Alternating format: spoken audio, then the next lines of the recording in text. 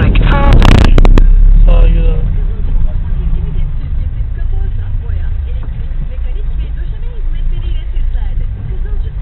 Abi Gir. nasıl çıkmayı düşünüyoruz biz buradan? Cemrek'te gelemiyor.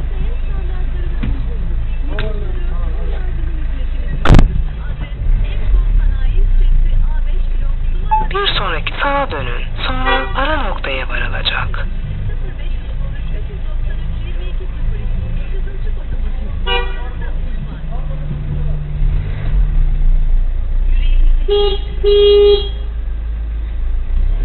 Kim bu ya?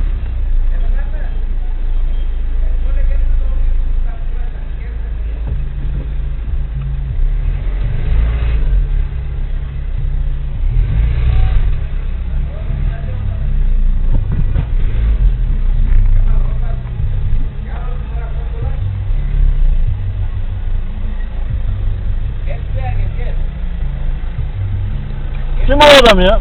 Bu adam kim? Senin mi? Ben sana polis çağırtacağım, haberin olsun.